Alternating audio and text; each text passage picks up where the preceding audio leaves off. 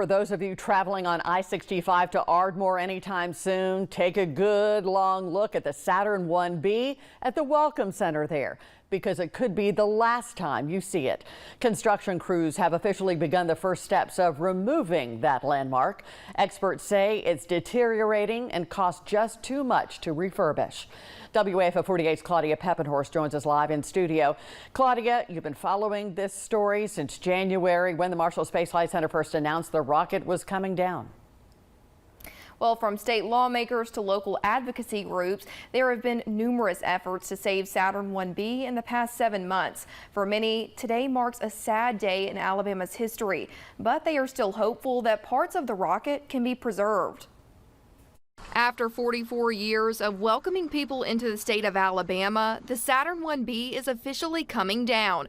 Crews have already removed the engines. It's just a sad day for me and a sad day for many thousands of people in the Tennessee Valley. State Senator Tom Butler introduced legislation earlier this year to restore or replicate the rocket, which was signed into law by Governor Kay Ivey.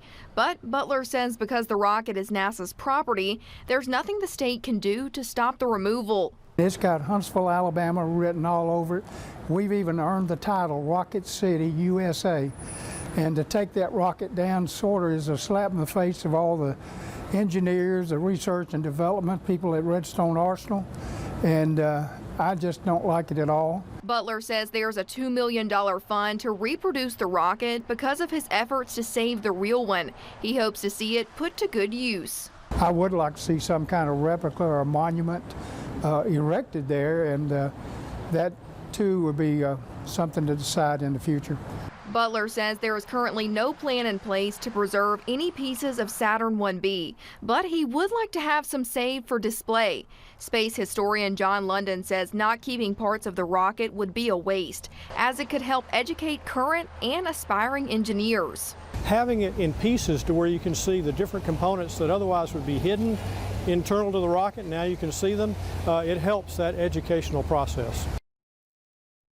The Department of Construction Management is reviewing official plans for the rest of the removal. We can expect that to take place 2 weeks after those plans are approved.